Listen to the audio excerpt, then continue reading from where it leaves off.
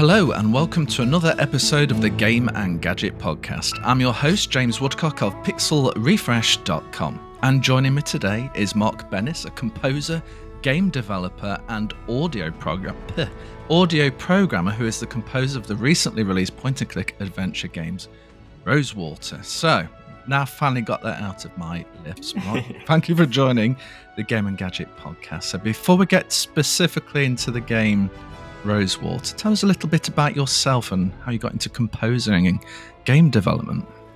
Yeah, thanks, James. First of all, thanks for inviting me on. It's a pleasure to talk to you about all this stuff. And, to jump into some of my background, I started back in 2016. I was a fresh graduate out of university, and I had moved to New York City because I'm originally American. Accent will probably clue you in.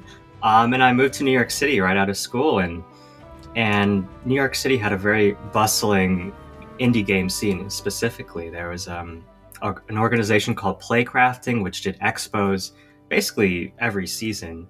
So that was kind of my first deep dive into maybe let's take composition seriously and start reaching out to developers. And that's actually how I met Francisco Gonzalez, who is the developer of Rosewater and Lamplight City. So this kind of ties into actually my history with Francisco, in that I met him at one of these expos. He was showing an early build of Lamplight City, which is a detective adventure game, very kind of dark colors, but he had no music in it, but a lot of the art was in there. He had a working build. And I remember meeting him there and playing it and just saying I tried to put on headphones, like, I don't hear anything. And he was like, there's no music yet. And it kind of took off from there. Like, this looks like the perfect game I'd like to write music for.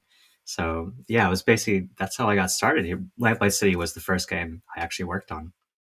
Well, that's fantastic. So it's a moment where you went, here's my card.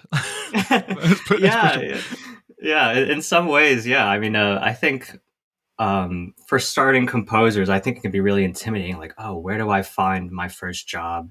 Because with the internet nowadays, it's, people are getting bombarded by composers asking like, do you need a composer? Do you need a composer? And in some ways, the face-to-face contact, I think, is really the way to make those connections. And, in some ways, I was lucky to have just, found Francisco right when he was looking for a composer. I was just looking at your YouTube channel, and one of the videos was your thesis. It was the limitations of the Game Boy, with its basically 3 channels equipped for musical, shall we call, tones, bips and bops, and then that's that fourth wonderful channel, which would be associated with noise, but that was just a way of saying this is maybe how we're going to get a percussion sound out of this very basic music chip. And then it was out to the composers, come on people, now you need to do something with this fairly limited hardware. Mm-hmm. Tell me about that thesis and then how it led to you basically had a small little orchestra performing behind you.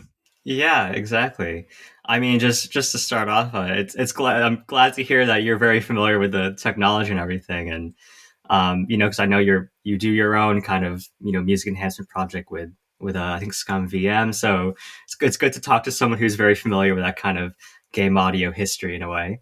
And yeah, actually that kind of ties into just where I actually got inspired to write music in the first place. I grew up on Pokémon Red and Blue for the Game Boy, and that music was just the soundscape of my childhood in a lot of ways. And I remember having this really distinct thought of when I was in the Pokemon Center theme, hearing it, and just as I don't know how old I was, like 8 or 10, who knows, but just having this distinct thought of how did they make this? How did the composer write it to be so catchy? How can I sit here for 20 minutes and not get bored of this music? And how is it literally coming out of the Game Boy? And I think that started a very long journey, a journey I'm not anywhere close to being at the end of, but that led into, what does the sound chip in the Game Boy actually look like? And like you said, it's, 3 channels of, pitched square waves, and a noise channel for percussion.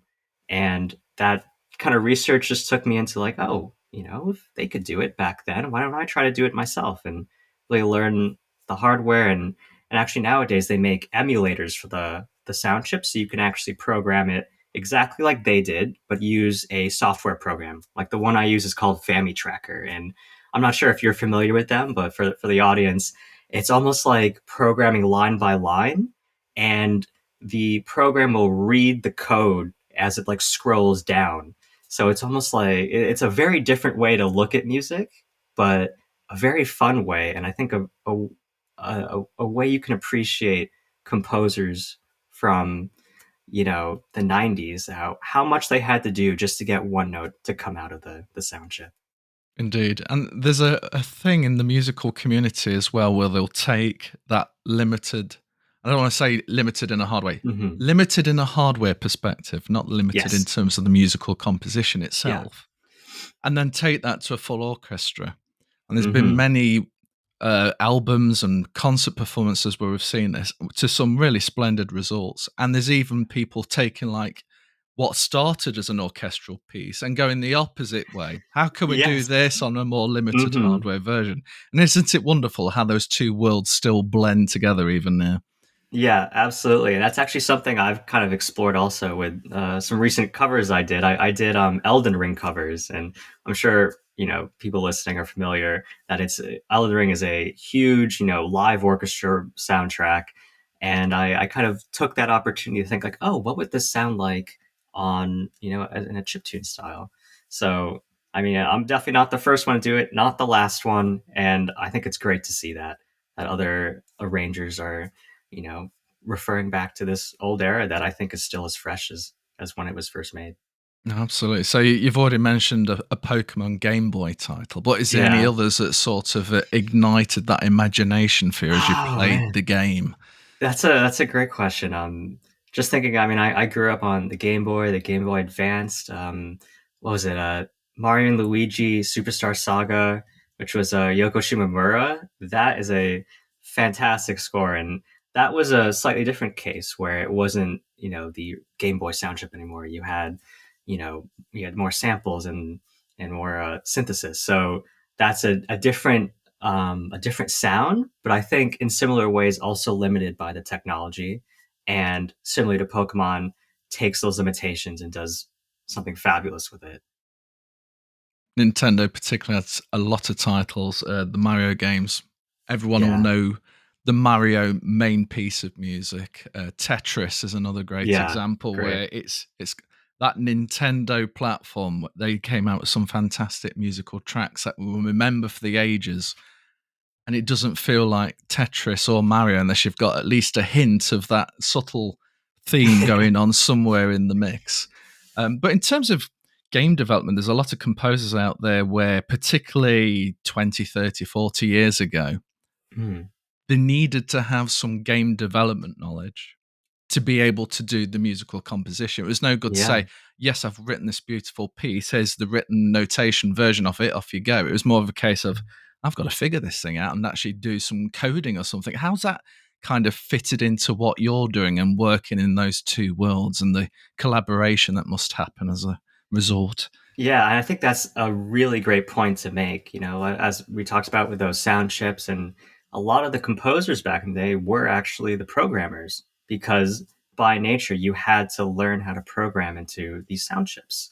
And what's interesting is nowadays that barrier is definitely a bit smaller in the sense that there are a lot of working composers these days that don't necessarily need to know anything about the actual programming because nowadays big companies have an entire audio department, which is great to see at a lot of companies, and there are people dedicated, the audio implementers, the audio programmers who can actually handle that.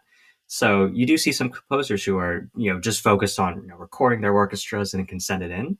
But nowadays, I mean, you have just as many composers who are familiar with the audio programming. And nowadays, instead of actually, programming it line by line, we see the use of middleware, which is actually a really great development. I want to say it's recent, but it's actually been around for quite a while. Kind of the forefront programs that I would mention are like Audio Kinetics Wwyse. There's two W's in the start for anyone listening, and then FMOD. And what these are is these are middleware sound engines that basically can be implemented into a game engine and allow for greater control of a composer's music. So maybe just to actually go through an example so people can understand what I'm Yeah, talking about. definitely.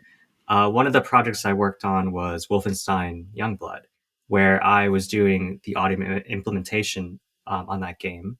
And the composer, Tom Salta, who wrote some fantastic, combat music that, would would was written to transition, when an enemy first spots you, then it needs to go into this certain stage, and then when they actually start fighting you, it needs to go to this other stage, and then if there's 10 enemies around you, we want to increase the intensity to a second layer.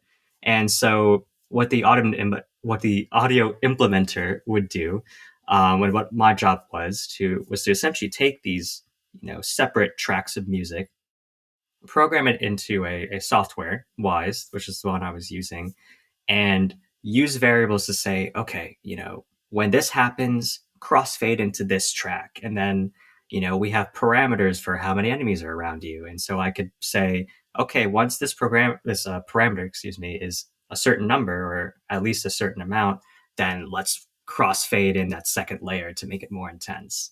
So, that kind of work, you have people dedicated to doing that. You have music designers these days, audio designers. So I think it's become way more collaborative in the sense that a composer, could talk to the audio team and be like, "Oh, how does this sound? Can I, throw like 10 tracks into this random container and have it randomly select whatever track, for this section of the game?" And the audio program would be like, "Yeah, no problem." So I think there's no better time, I think, to be a composer. There's no better time to be in an audio programmer, because the what's possible nowadays is just, it's basically limited by your imagination. We've certainly gone beyond the four channels, that's for sure. But Yeah. I mean, let's talk about that musical technology. I mean, you've spoken about your use of the Game Boy, but what sort of hardware and software were you using when you first started dabbling and experimenting with what you could get out of whatever the equipment you had? Yeah, I mean that's a good point. I think there's a definitely a benefit with all this new technology coming out, in that, you know there's so much possible. There's so many great sample libraries out that are extremely realistic. But I think the one downside is, financially it's become a bit of a barrier to creating certain types of music, especially orchestral music. When you need when you're competing with composers who record with a live orchestra, and that's the sound you're going for with samples, it can be tough to accomplish that unless you have sample libraries that literally cost thousands. There's certain library or certain companies that sell, just the orchestral families alone. The strings could be $700, the brass could be 800. So that's definitely something I faced, actually, when I was working on Lamplight City. I was fresh out of school, and uh, the the budget of the game. It's still an indie game, and it was a good budget to have for one of my first games. But I could not afford to buy $5,000 of sample libraries at that time. So I think, kind of referencing back to our talk on limitations of sound chips, I think there's still limitations these days, but they appear in a bit of a different way. So my limitation working in Lamplight City was, I wanted to write an orchestral score in the style of Vertigo, Hitchcock films from the 50s, 60s, that kind of dark orchestral sound. But how was I going to do that? If I don't have the budget to hire a live orchestra, so that's out the window, and I don't necessarily have the budget to buy the best samples of every single instrument family. So what I ended up doing was I said, I'm going to limit myself. There's going to be no woodwinds on Lamplight City. It's just going to be strings and brass and what other instruments I have.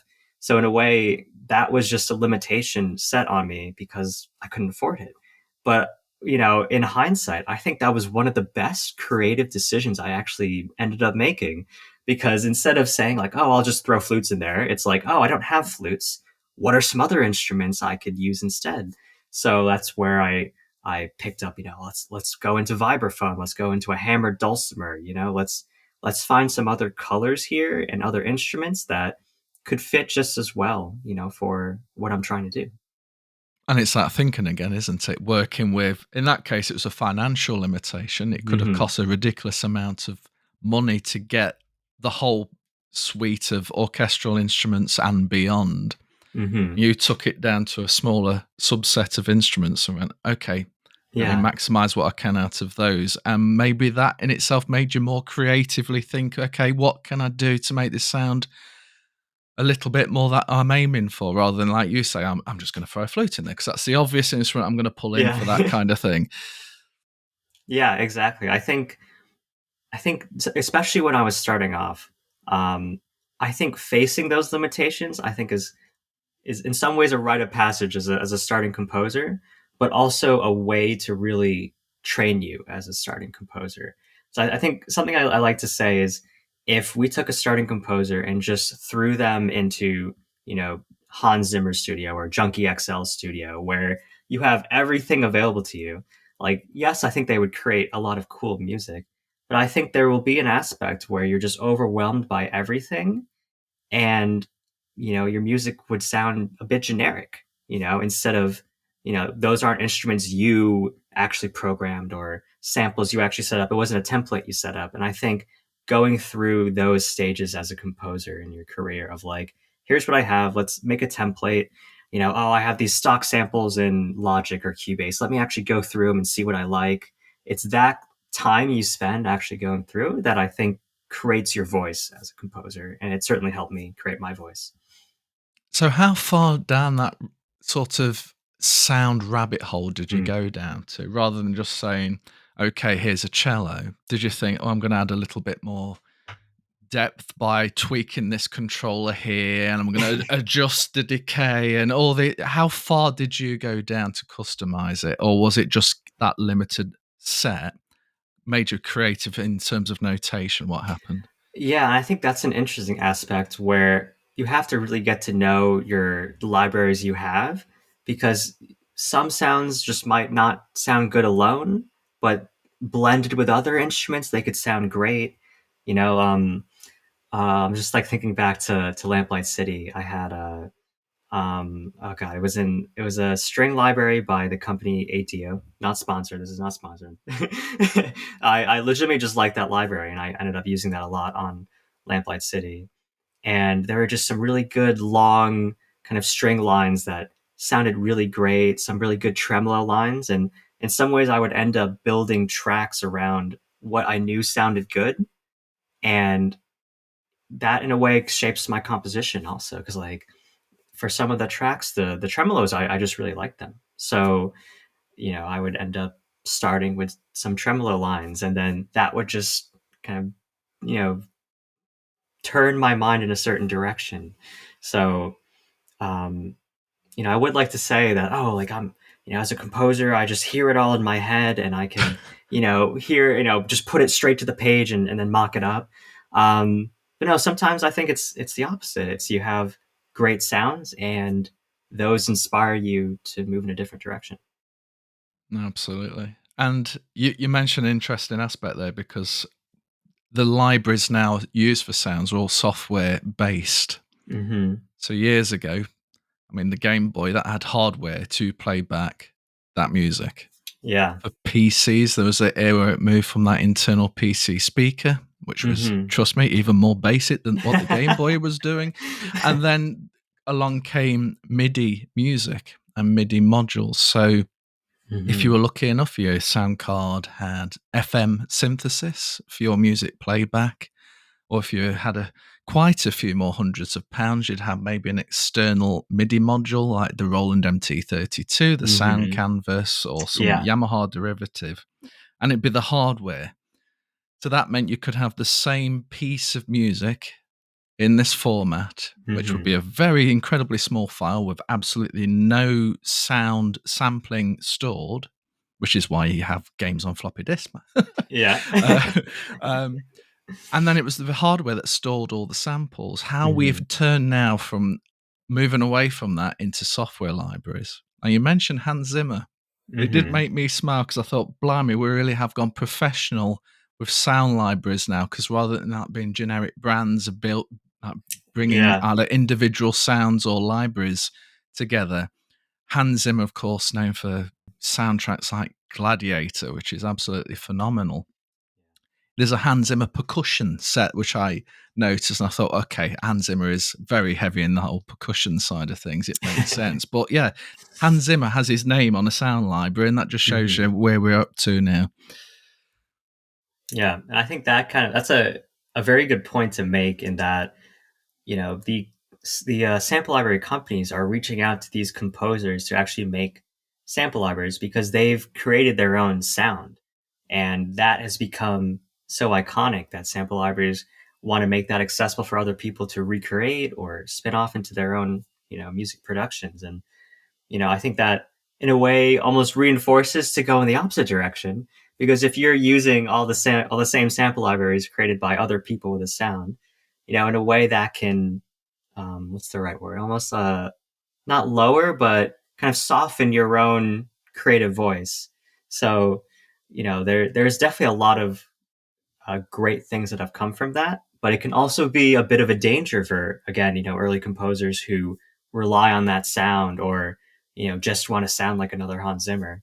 And, the truth of it is, we don't need another Hans Zimmer, because he's here. He's making incredible music. We need more, more more of the people actually coming up and working. So, yeah, I think that ties into more of like limitations, creating your own voice, and finding a way to make that happen. Yeah.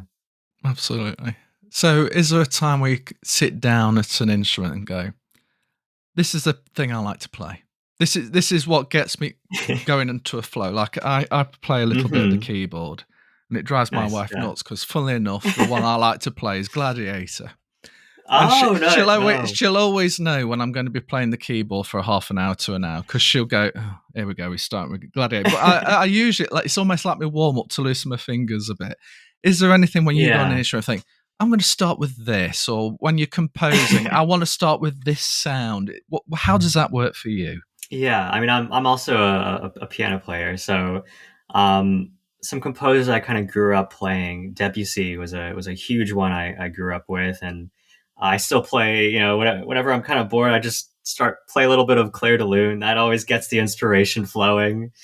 Playing some of the greats, and Rachmaninoff is one of my favorites for sure. Just for, I don't know, just his skill at writing for piano. I don't like his just command for an instrument, and just really, you know, go so deep into learning that. So that stuff is very inspiring to me. Um, but yeah, if we're talking about like how these ideas actually flow, a lot of it starts off, either with a piano sketch, or just playing at the piano, or like I mentioned before, taking just finding sounds I like and starting with that, and just seeing where I go from there. So your musical setup, you sit down at your desk, I assume, Mm, and maybe you've got some. How does it look if you sit at your desk and I'm going to write some music? yeah. What's your screen set up? Have you got like a keyboard in front of you? How's that work Yeah. for you? Yeah, so I basically have two monitors, kind of like one next to the other, and then I have my desk, and then my keyboard actually is under my desk, and it can kind of slide out. Because I know some composers, can have a keyboard to the side, or and for me, I know this is gonna sound so like spoiled, but like turning 90 degrees, just like something about that just ruins my flow and my back. So I really love just having everything in front of me. I'm pretty minimalist. I To be honest, I do a lot of my writing just with headphones, and just being able to really get the ideas down, I think is important. I If we're talking about some of the software, I use Cubase, which is a pretty common um, digital audio workstation, and um, I usually how do I explain this? So we're getting a bit deep into this, but I have a template basically with all of my common samples that I like using. They're all in a template, but they're unloaded. So the samples aren't actually in my computer's RAM, but they're like just 5 seconds away from activating. And so I haven't checked how many tracks is, but it's I think over 1,000 at this point, and it sounds like a lot, but I think just having things at your fingertip that I know I use, and just being able to kind of just delete that barrier between my brain and what I'm looking for, because I think it's easy to kind of get lost in templates and samples and looking through menus. So I think for me, finding what I like, having it readily available, that I could just load in, start playing, I think that helps me a lot. And for speed, and I'm sure when you get into like creative mode, you don't Mhm. want to go through 20 flutes to find the flute that before you Nah, can start actually exactly. writing the flute piece. You want this is my go-to flute. I can maybe customize it later, but this is the one I'm going with for now. And then you probably said. So in Yeah. terms of Rosewater, which is the one you've completed and has been released late last year, tell us a little bit about the game, and then tell us a little bit about what did they give to you as a brief as a composer to write for this game. Yeah, definitely. And for those of you who aren't familiar, Rosewater is a point and click Western adventure game that takes place in the Wild West of a kind of fictional alternate universe in the 1850s, in a land that's basically America, but it's called Vespuccia. And you follow a ex-boxer turned writer named Harley, who goes to a small Wild West town, ends up meeting a whole group of companions, and they end up going on a treasure hunt. So it definitely has that old Wild West vibe and feel, mixed in with a bit of a road trip with some more steampunk kind of fictional elements of like there's aethericity, which is this kind of fictional electricity in the air that technology can try to enhance and take advantage of. So it definitely had a bit of that grounding in the Western genre. And I have to say, like when I was I had worked with Francisco on the previous game, Lamplight City, which was a detective game. So in the back of my head, when we finished that, I'm like, oh, so we're probably gonna do like another detective game, right? And then Francisco says, no, we're going to do a Western next. So that was actually very exciting for me because I grew up with the Westerns. It's one of my favorite genres of film. I remember watching Shane for the first time, which that's I think composer Victor Young, if I'm remembering. The Searchers by Max Steiner, Big Country, Jerome Moroz. There's a whole wealth of orchestral music from film that really digs into this genre, and so I was inspired from the word go to really dig into that. But in terms of Francisco asking any kind of direction, certainly we talked about references. Red Dead Redemption was probably a big reference for him, both musically and in other aspects for the game. But really, I think he kind of trusted me from there to kind of for us to kind of shape the sound into its own thing. Um, and I guess just to quickly touch in terms of like shaping it, making it unique, and the concept of aethericity that I mentioned before, where it's that kind of steampunk fantasy fictional element. That's where I started leaning towards this instrument called the Ons Martineau, which is a kind of a like French, I believe it's French. You could correct me if I'm wrong. It's a French, hardware synth from, oh gosh, I want to say as early as like the 20s. So way ahead of its time, very similar to a theremin. And I think that instrument just perfectly represented aethericity in the game, in the sense that it's this new technology that people don't really understand. It's dangerous in some ways. It's defying physics and other things. And I like to imagine that when people first designed the theremin and the Ons Martineau, that they probably had a similar reaction, like, how does this work? So I felt something like that was a perfect way to create my own sound for the West, while also obviously touching base to a lot of these references that I mentioned. So how are you careful, given you've obviously got a lot of experience in watching and listening to these TV shows and movies and soundtracks that would have came out of them? How do you make sure you don't drift in what you're writing actually then turns out a piece you may have heard 5 years ago? Yes. Do you have like a process where you hide yourself away for a while, or do you just expose yourself to it and trust that your instincts are going to take you in the direction? Yeah, I think a fair bit of just how I work is a bit of trust and knowing, like, if I thought I was going way too close to a reference, or I was, taking something, I would catch it. But I think uh, oh man, this takes me to a side. I saw a talk by who was it? Uh, Gordy Hobb, who's the composer of a lot of Star Wars games that have come out recently, and he gave a talk a bit about this with, like, how do you keep your sound unique without just copying? Because he had to do the scores for Star Wars games, which obviously John Williams' sound is, it's inseparable from Star Wars. So he talked a bit about that challenge of how do I actually make my music sound like it fits the Star Wars universe without just straight ripping off what John Williams did. And I think he had just from what he was saying, I think he had a lot of insight about that, where, a lot of things can be, uh, you can summon a lot of the same emotions by looking into instrumentation. What are the colors that these composers are using? You're not actually, like tracing, a piece of art, but, if a certain piece uses reds and blues, if you kind of have those in your palette, then you could kind of make something that, fits the idea, but you're not just tracing something.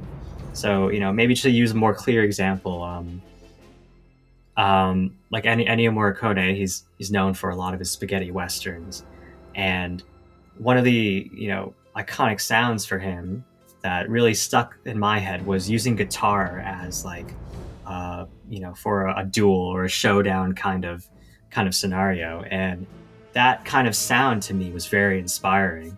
And so I ended up using electric guitar on my own kind of showdown track to kind of summon that kind of nostalgia and musical language that we understand without maybe necessarily, outright being able to say it, but also taking it in my own direction by using my themes that I've set up for the whole game, and incorporating that and making it really feel like, oh, this is Rosewater, but, it can also, stand on, try to stand on the shoulders of the giants that came before me.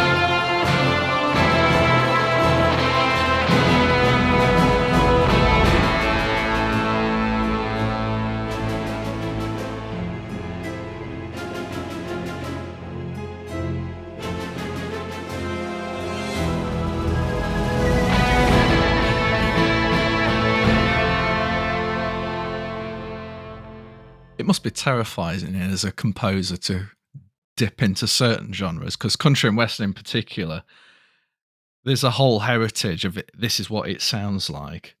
You Hmm. need to sort of take some of that, so it has the feeling of that, but still make it your own. So I don't envy you, but I've listened to I've listened to the soundtrack in full, and there's some really great tracks in there, Oh, thank you. and particularly what you've done with a singing section, which we'll talk about a little later, because I thought Hmm. that was a nice addition to the soundtrack in its entirety.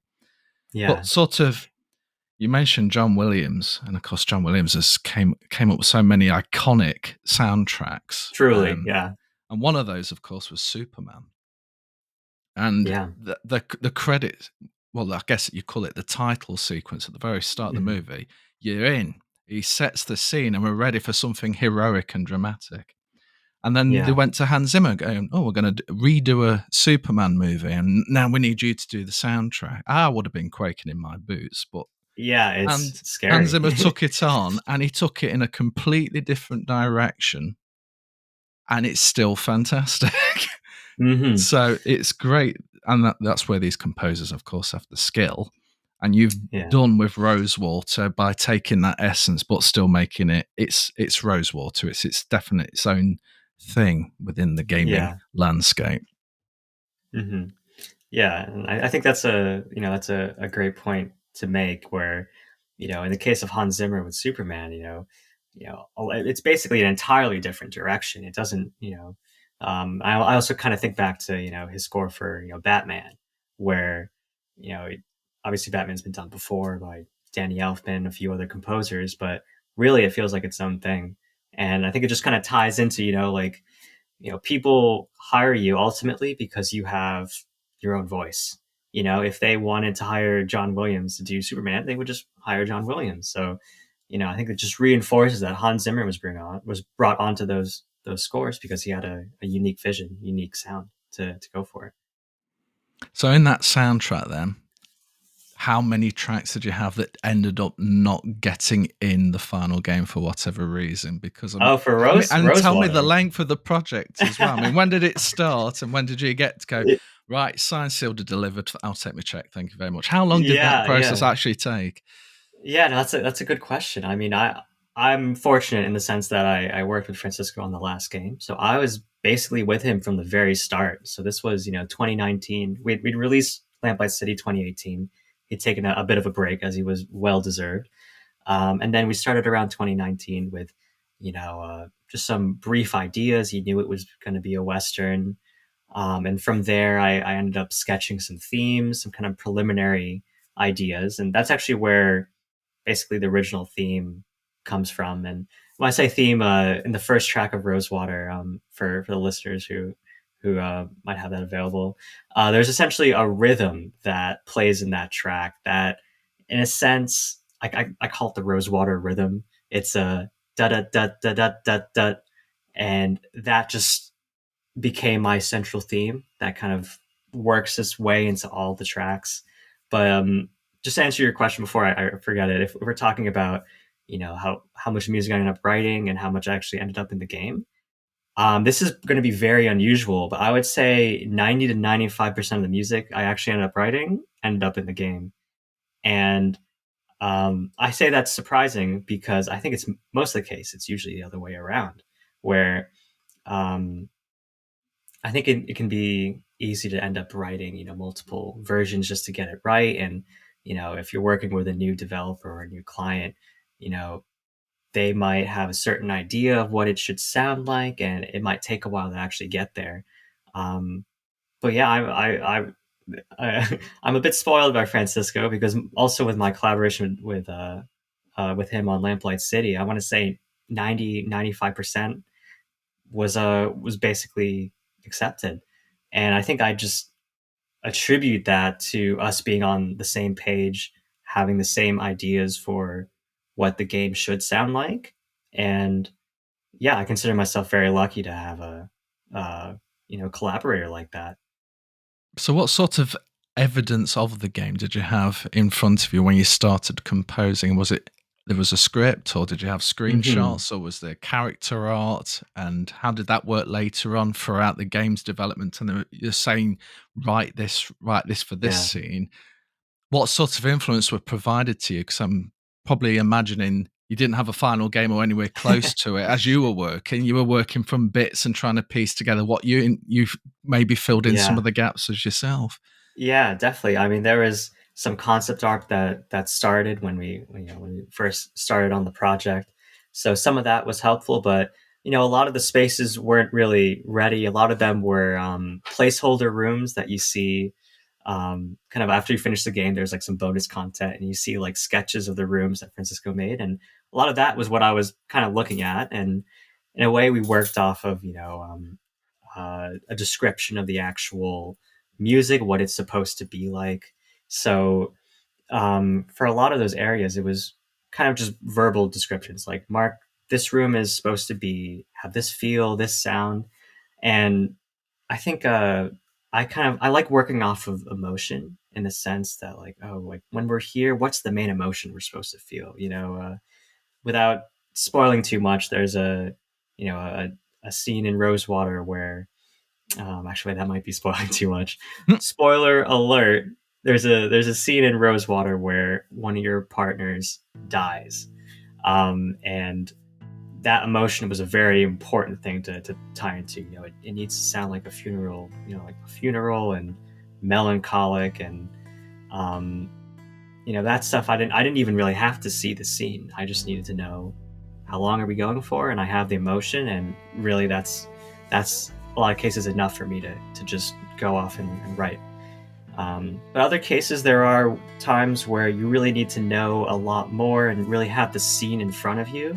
I think one of the biggest challenges on Rosewater to score, and I say challenges in literal sense just because it was a complicated production, was for the very end, the showdown, and that track is actually separated into three different parts where it's essentially three intensities. So you have the first minute looping on its own, then there's a transitional second minute, and then a looping third minute that has the highest intensity.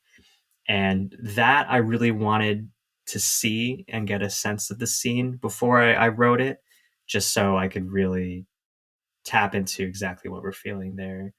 And this is a long answer, but to go No, in carry another on. direction, there are also cutscenes in the game. Like the opening part of the game is basically a short film. It's a 2 minute cutscene, just introducing Harley and the world, and so that I really needed to be like picture locked so that I knew exactly what moments to hit and what where to bring in the themes, where to tie into what's going on. So it's a long-winded answer of saying some parts are you don't need anything, you just need an emotion and you're set to go. Other parts you really need to see what's happening. No, and I appreciate that in-depth answer. And Yeah. let's go back to that introduction because it is like a short movie because you're getting to know a little bit about the main character and the journey she's going on, and then she suddenly embarks, leaves a station, and then she meets a person straight away. But there's all that build up.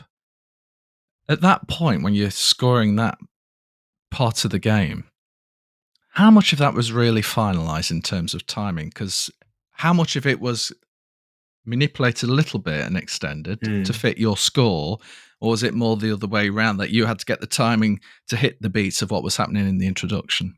Yeah, I think the beauty of having a composer on early in a production is that there is some of that give and take where we actually did end up adapt. I would write to a first cut of that section, and then he would give some notes. He ended up giving some notes on that and being like, oh, like what if the theme was a bit different or a bit longer here? So then he would recut it, and then I would kind of adapt to that, and then to really sync with certain points I was aiming for without me having to cut a beat or change tempos. He was like, oh, let me just adjust it there. So it was a very collaborative process for us for sure, which I think again is just a benefit of us having worked together before, having that trust in each other to bounce off each other, rather than something you might see in a bigger production of like, we just finished our film, this is the picture, it's locked, the composer just needs to match exactly what's going on.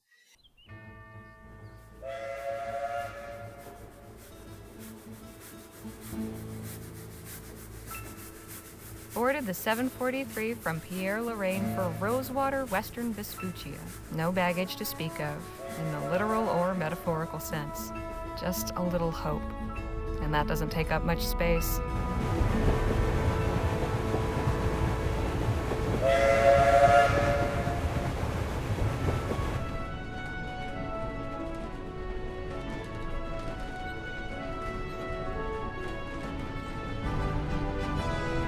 Much has been said about the Western frontier, the perilous wilderness, the lawless towns, and the tough, hardened folk who make their way out there, usually to get away from something worse. I suppose I'm about to become one of them myself.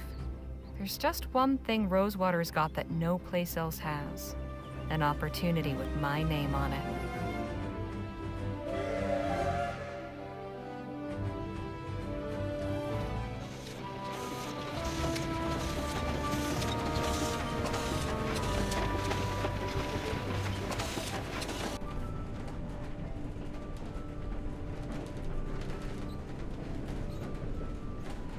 thoughts in my head are running together like the landscape outside the window. Excitement and trepidation and boredom mixing like the scrub and rocks and soil into one long blur.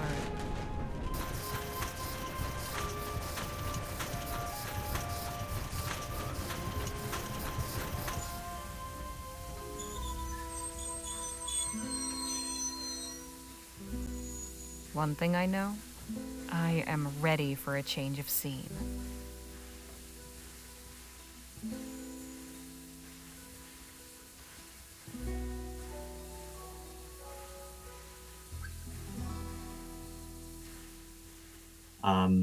So yeah, and I think in terms of that main titles specifically, there were certain moments I knew I wanted to do thematically. There's a moment where about, I think, a minute into the sequence, she talks about like ideas like swirling around in her head.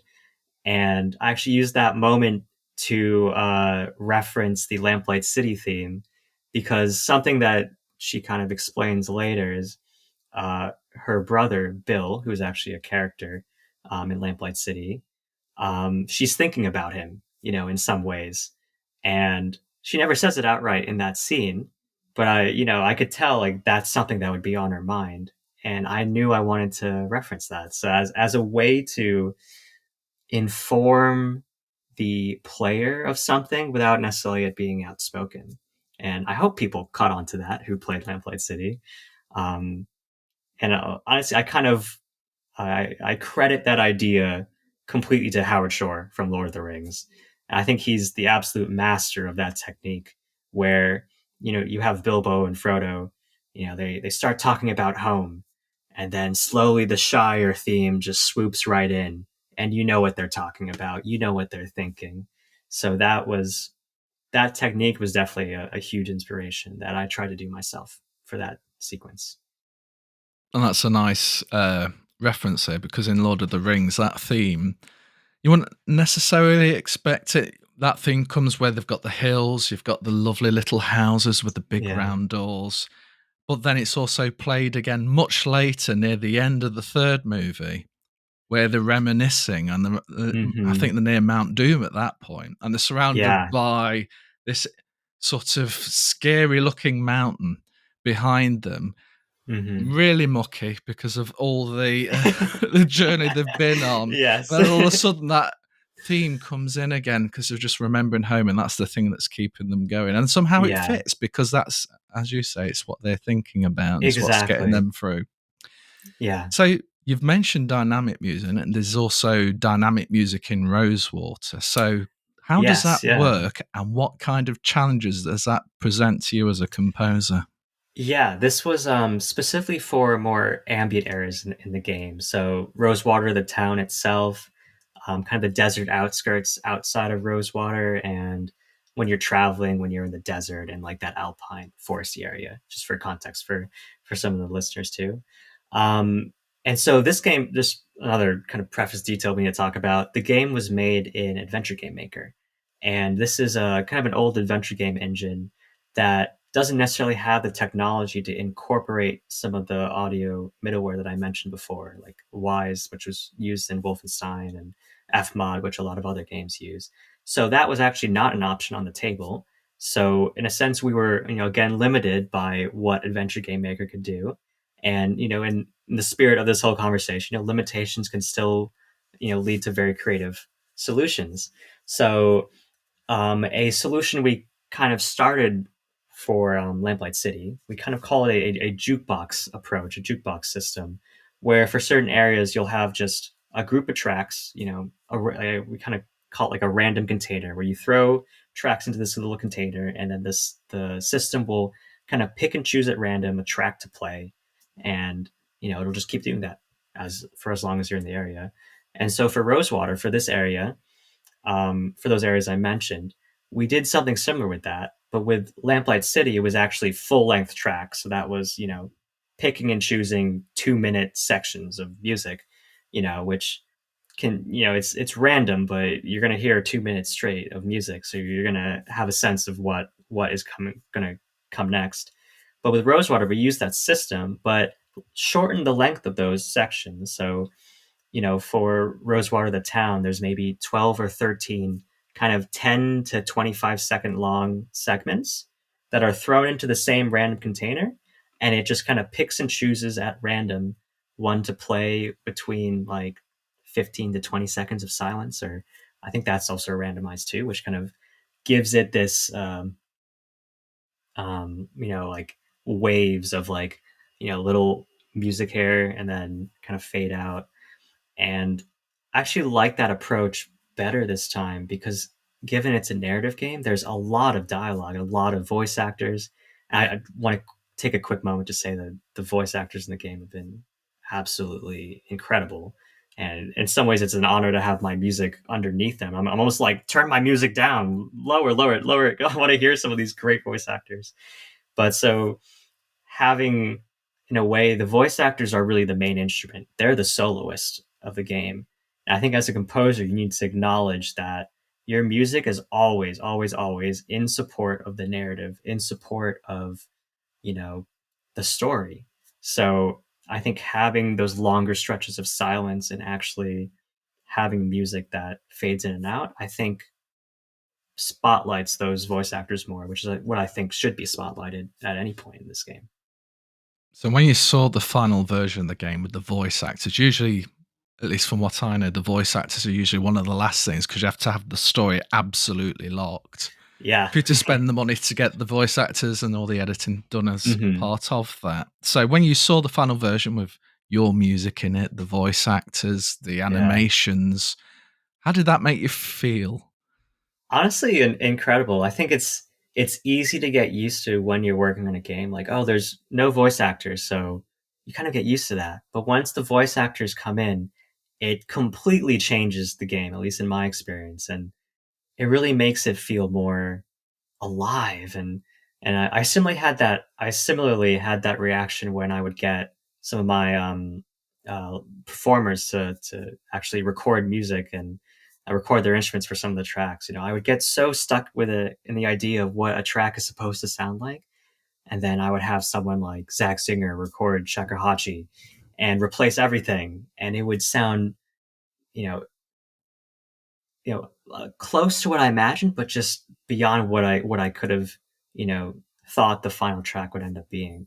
So I think it takes a lot of imagination to, visualize and imagine what, the music will eventually sound like. And probably similarly, I'm sure Francisco would talk a bit about this too. Um, to be able to have that vision of knowing, oh, like this is just what it is now, but once everything is in, it's going to be perfect. I think that takes a lot of trust in yourself, a lot of confidence. Yeah. So what is the mix then between that virtual instrument world where you're using those libraries to sound as realistic as possible to Mhm. then fit with live instruments being laid on top? Tell us about that journey, particularly when you get the singers involved as well. Yeah, definitely. I think, I if we just start from the beginning, it's obviously a budgetary kind of discussion where you have to figure out how much money do I have to put aside to actually bring in these live players, and where can I get away with certain samples? Where do I like the samples? Um, and so that's kind of something you have to figure out from the start. Um, but definitely when it comes to mixing with live players, um, I think even if you have, say, a whole track of samples, but you have one live soloist, it already changes the track completely. So for me, one of my approaches was like, oh, if I could just get at least one live person on most of the tracks, that would just increase the realism. Even if it was just, like in the case of one of the tracks, Journey's End, it's basically just live flute from Zach, but all the other instruments in that track are actually samples. But because you hear that live player, it enhances everything, I think. Um, and in the case of other tracks like Flor Silvestre, the actual sung song, that was a case where I definitely wanted everything live for that because the voice actor Christian Lands recorded that himself, and he's an incredible voice actor. probably an even more incredible singer by my ears, because when it came to producing that, I just want a quick aside, that actually that song is written by Francisco's cousin, Christian Ramirez, who did such a great job coming up with the lyrics and the music and having it really tie into the game. So really, my responsibility there was just to take Christian Land's recording, and actually I had my friend Clark Abood record guitar on that and then mix that together. But yeah, that was a case where, you know, I could not imagine Christian Land's voice with sampled guitar. That's just, it would just be a complete disservice to his voice. So, there are cases where, you want to do everything live, and for that case, it was just guitar and voice. So that was a pretty simple production in the end.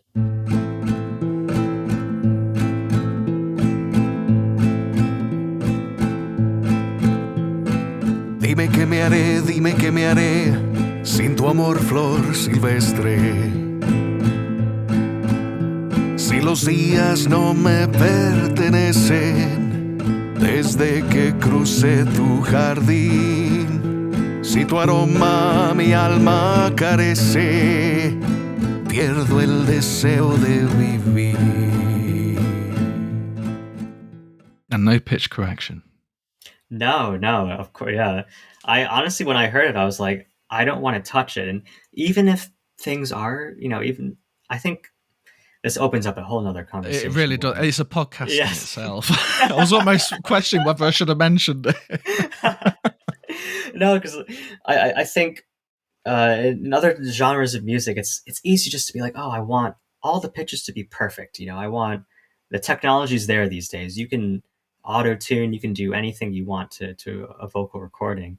But I think having that raw recording is a lost art in a sense, where even if he was a bit, pitchy in certain areas, like I think there's a subconscious part of your brain that acknowledges, oh, it's a real person singing and it's an unfiltered performance, like when people play live, that I really wanted to preserve for Christian. Quite right. I mean, I'll be Yeah. very, very brief about this. Modern music is absolutely plagued with it, to the point where even if they've got an absolutely beautiful voice to start with, Mm-hmm. if a producer feels that, and they're a little off, I'll just tweak that to the line, the perfect line, that mechanical line, because we don't want anyone to think she was a little bit flat or a little bit sharp. Mm-hmm.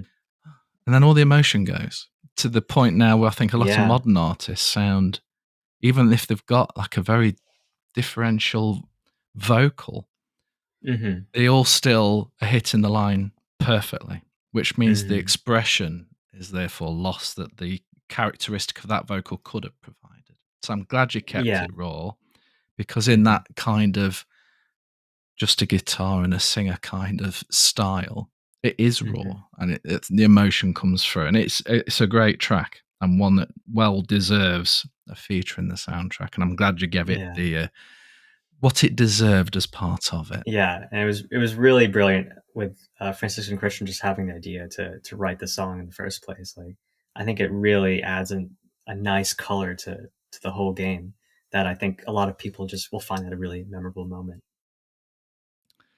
So I was also listening to the Lamplight soundtrack, and the game music I've worked on there is a track with a full-on choir, a choral piece. Yes, And I was thinking, yes. okay, hold on a minute. So early in the podcast, you were telling me about financial limitations and things like that. Yet Mhm. somehow, a choir, we're not talking about a single singer here. There's quite a few people involved. Tell me the story there. How did you get one to write the piece and then get all those people involved to actually do the recording for you? Yeah, I think that was a moment where I knew I had to do it. It started off as an idea from Francisco. 'Cause Down Among the Dead Men, that's the song we're talking about. It's actually based on an old English drinking song, which I'm sure people will recognize it if they heard it. And Francisco had this idea to adapt the lyrics to Lamplight City and have it as, like the final send off to the game, and it would play during the end credits.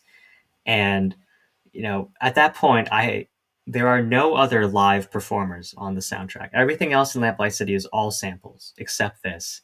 And at that point, I had gotten by with samples for most of it, but with lyrics, how am I supposed to get a sample library of singers to actually sing exactly like, I say that there are actually like phonetic libraries where you could, do it uh, syllable by syllable, but it's not going to sound convincing. It's not going to sound good. It's going to sound forced.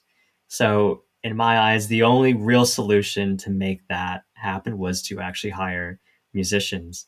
And the story behind that is I was actually I had gone to Los Angeles about I think a year before for a conference. It's called Game Sound Con, where a lot of game audio people kind of collectively show up and talk about game audio. It's as nerdy as it sounds, and it's as awesome as it sounds. I'll be the first to say. And I met, oh my god, this was so long ago. What was his name? Manian. I'm sorry, I've literally blanked on his name. That's, but Google it. yeah, I met him at this, and he was. I remember the name of his choir. He had this organization called Folklore Guild, which was his choir that he was organizing. And I just approached him and I was like, I want to record this for choir. Is this possible with this budget? And he was like, let's do it. So I didn't have quite the budget to hire a massive orchestra, but this was a group of 13. And the reason it kind of sounds larger on the soundtrack is we ended up kind of layering multiple takes. So it sounds like a giant choir, but it's really 13 people recorded in a church. And, it was such a great process because this was a remote recording where I was in New York at the time and his choir was in, I think, San Francisco because he's from California. And so they had a live recording of the session, I think kind of delayed by, 10 seconds just because of the latency or something. But I actually got to see them record it live and, type feedback, like, oh, can you try this pronunciation instead?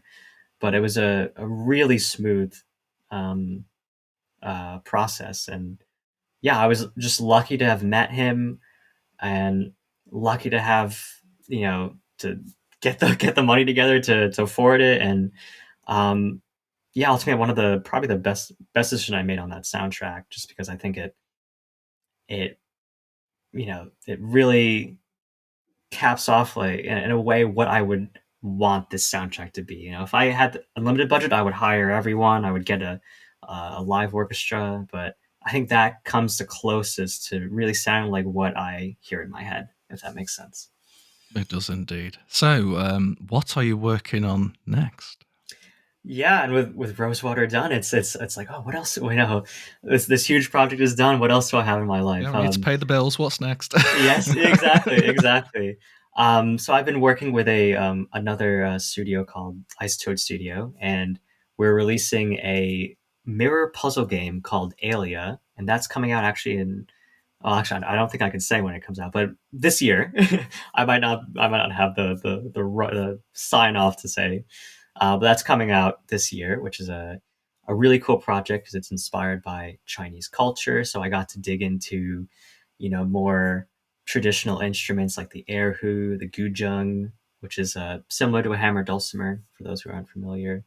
That was really fun. And then I have an unannounced game that I'm working on, which I can't say, but I'm sure it's fine to say that I'm co-composing it with one of my great friends and honestly a big inspiration for myself, Clark Abood, who is some people might be familiar with his work from like Slay the Spire, Kind Words, but he's also someone I met in Los Angeles at that conference and has been a big supporter of me, a good friend, and it's an honor to be to me. It's an honor to be working with him and working with someone I consider a friend. So that's one of the things I'm really excited about coming up. So being careful not to give anything away. Mm-hmm. You feel free to avoid this because but given you've obviously had quite a bit of experience now composing things by yourself, Mm-hmm. What's it like to co-compose? How does that? I mean, it's a good job he's your friend. I hope you're still friends at the end of the process. That's the ultimate goal. But what? How does it work exactly? So is it like I'm doing a track, you're doing a track, or are you doing certain instruments? How does that work? Yeah, it's even more collaborative than that in a sense where some tracks one person sketches, sends it to the other person, fills in parts, sends it back. So yeah, it's very collaborative, and you're definitely clued into, I think, one of the big dangers of working with people, in the sense that if you don't really you really need a lot of trust in each other, trust in the process, to make that work, because it's easy for ego to get in the way, or I ended up doing 60% and you ended up doing 40%, but we both agreed on 50/50. It can open up a lot of um, drama, or tough discussions. So I'm really happy to say that Clark and I have that trust in each other, or at least I have the trust in him. I haven't, he might be hiding something, but I have full trust in him, and I think having that is probably the most important thing. And yeah, just honestly, it's just, I'm having a blast, because sometimes I'll, just on a recent, like, I can say this on a recent track, I just sent over a little idea that I thought was, this is kind of crazy. I we're probably not going to use this. It's just not a great idea. And then he sent it back. He's like, oh, like, I recorded it on so and so instruments. How does this sound? And I was like, that's not what I was thinking, in the sense that, like, you made it into an idea so much better, because I wasn't even thinking that was a possibility.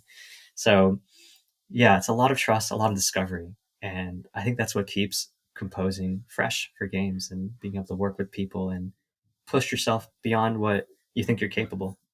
That's good. It sounds like you got a great foundation to start with, so everything else is now going with the creative juices, shall we say. Because how many, in Hollywood in particular, how many directors have left or been fired because of creative differences? Yeah. Now, I'm sure part of that is we just didn't like the guy. But that was just used as the excuse. But, that creativity, going from solo to then working with someone, I'm glad it's going so well so far. Thank you. Please keep it that way. It sounds like you've got everything working in your favor. Yes, fingers crossed. Fingers crossed. So it's been an absolute pleasure talking to you, Mark. Where can we find out more about your work? Yeah, and likewise, it's been an absolute pleasure talking to you. So Rosewater is available on Steam and GOG, and the soundtrack is equally streamable on all platforms, and you can find it also on Bandcamp. And yeah, most of my work is also on those streaming platforms. Well, thanks again, Mark. You take care of yourself, and we look forward to hearing more of your soundtracks in the future.